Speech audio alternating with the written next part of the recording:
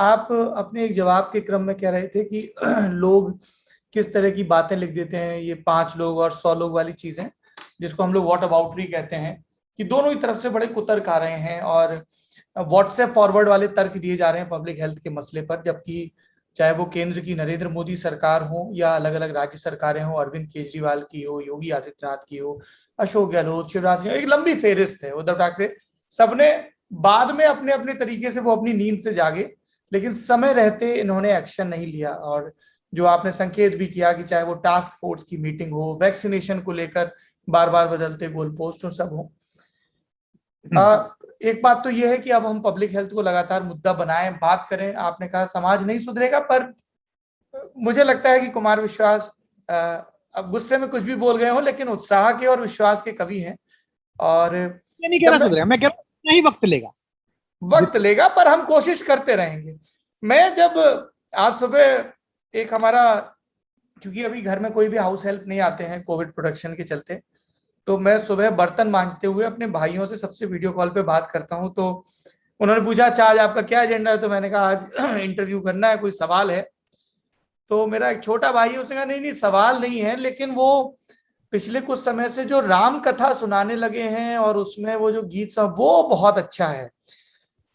मैं उसकी टिप्पणी से इस पर आने चाह रहा हूं कि हम सब लोग बचपन में अपने अपने आराध्यों के साथ, अपनी अपनी संस्कृतियों के साथ जीते हैं।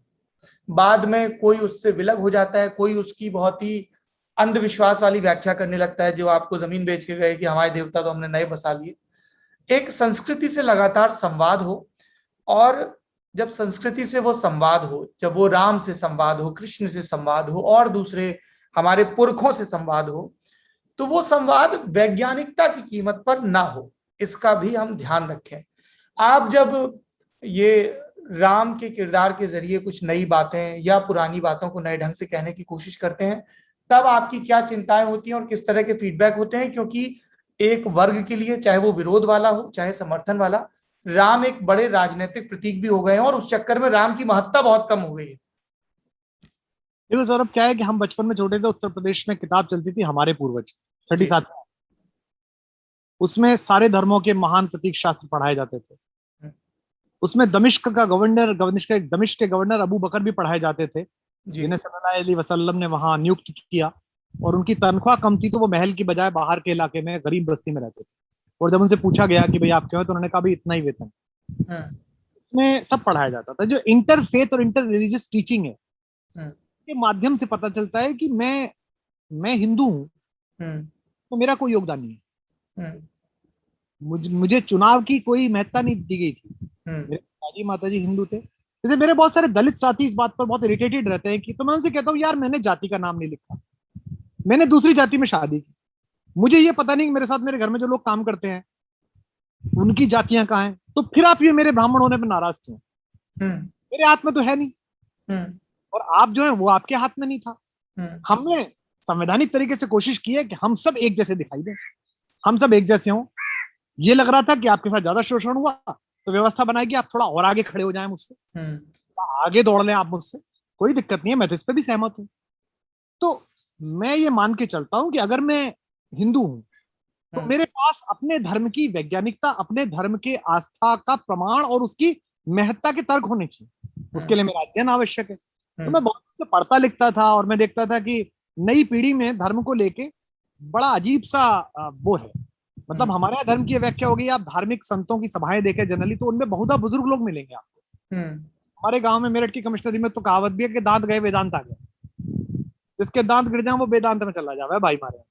हम्म। जबकि धर्म की सबसे ज्यादा आवश्यकता 18 साल, 17 साल, 16 साल के बच्चे को है, हम्म। क्योंकि उसका पूरा जीवन उस धर्म की शिक्षाओं पर निर्धारित होगा। हम्म। तो मेरे लिए राम और कृष्ण, मेरे लिए शंकर, मेरे लिए सल्लल्लाहु अलैहि वसल्लम हुजूर, मेरे लिए दस गुरु, मेरे लिए दशमेश पिता, ये सब लोग मेरे लिए एक जीवन के आइडियल स्तर के तरह मैं सीख सकूं। तो आज अगर मैं यहाँ खड़ा होकर ये बातें कर रहा हूँ कि हम गाँव में काम कर रहे हैं, और मैं ये काम कर रहा हूँ कि नहीं साहब मैं ये पॉलिटिकल काम ये नहीं कर सकता, हम्म। निश्चित रूप से हो सकता है कल मैं किसी पॉलिटिकल पार्टी में काम करूं, तो मुझे उसके एजेंडा में काम करना पड़े, लेकिन वहां भी मैं तय कर दूंगा भाई इससे नीचे नहीं करूंगा, ये नहीं करूंगा। और हम्म। यही दिक्कत मेरी अपनी पार्टी में भी, कि मैं ये नहीं करूंगा। आप किसी स्टेट को कब्जा करने के लिए एक्सट्रीमिस्टिक अप्रोच पे जाएंगे, वहां के एक्सट्रीमिस्ट से बात करेंगे, तो मैं साथ में नहीं आऊंगा। आप ये काम करेंगे जहां नेशनल क्राइसिस इंटरनेशनल पोडियम पर हो, चाहे वो मैनेज किया गया हो, चाहे नहीं किया गया हो, चाहे उसका लाभ सत्ताधारी पार्टी ले रही हो चाहे नहीं ले रही हो, तो मैं आपके साथ नहीं खड़ा हूंगा।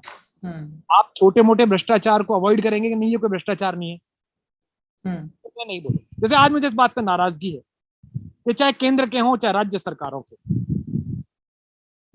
इन नेताओं के परिजन जब बीमार पड़े, इन्हें खुद से बात करते हुए शर्म नहीं आई कि 75 साल बाद इन्हें मैक्स में, वेदांता में और फोर्टिस में लेटना पड़ा। ये जो 2-2 हजार करोड़ के चैनलों पे पैसे फेंक फेंक के, अखबारों पे पैसे फेंक फेंक के, केरल में भी थोबड़ा छपरा है, वर्ल्ड क्लास हेल्थ इंफ्रास्ट्रक्चर बना दिया हमने। भाई वर्ल्ड क्लास, तुम्हारी घरवाली बीमार हुई, तुम्हारे मंत्री बीमार हुए, तुम्हारे मंत्रियों के बाप बीमार हुए, तुम्हारे बच्चे बीमार हुए, तुम जाके लेटे मेदांता में। डॉक्टर त्रियन तो मेरे भी परिचित हैं, हमारे भी प्रशंसक हैं, हम भी आदर करते हैं उनका। हम चले जाए कोई दिक्कत नहीं, हमारे पास पैसा, हम चले जाएंगे, हम कहेंगे डॉक्टर साहब यहाँ लेटना है। लेकिन जिनके पास सरकार की जिम्मेदारी थी, कल को मैं शिक्षा मंत्री बन जाऊं और मेरे पोते पढ़ने जाके विदेश में, तो लोग मुझसे सवाल नहीं पूछेंगे? चलो 1 साल दे दिया, 2 साल दे दिया, 3 साल दे दिया, 4 साल दे दिया, कितना साल? बच्चे तुम्हारे पढ़ते हैं एमईटी में, बच्चे पढ़ते हैं तुम्हारे डीपीएस नोएडा में, बीमार होते हैं तुम्हारे घर वाले जाके लेटते हैं मेदांता में, और तुम कहते हो कि वर्ल्ड क्लास बना दिया। तो वही वाली बात है कि नींद कैसे आती है। मतलब ये जो रात को सोते समय खुद से बात कर, या हो सकता है चमड़ी मोटी हो जाती हो, सोचते हो कि ठीक है यार, ये सीआई सब दरवाजा खोलती है, इतना पैसा है, वहां इन्वेस्ट कर दिया, या इन्वेस्ट कर दिया, साले साड़ू सब तर गए, है ना। वो पगलेट पगलेट से बालक जो घूम रहे थे गांव से आके, कोई मंडी समिति का चेयरमैन बना दिया है, कोई कुछ बना दिया है, कोई कुछ बना दिया है, सब पैर छू रहे हैं। वो चारों तरफ शायद भीड़ इकट्ठी हो जाती है जो आवाजें नहीं सुनने देती है, और जब तक आपको आवाजें सुनने का वक्त मिलता है, रावण को इतनी आवाजें सुनाने की कोशिश की, माल्यवान ने की, माता मंदोदरी ने की, विभीषण ने की, यहां तक मामा मारीच ने की।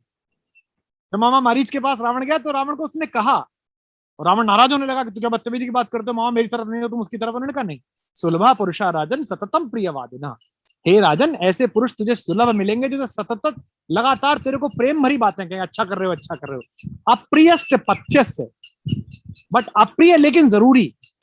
वक्ता श्रोता च दुर्लभ, इसका वक्ता भी दुर्लभ है, इसका श्रोता भी दुर्लभ है।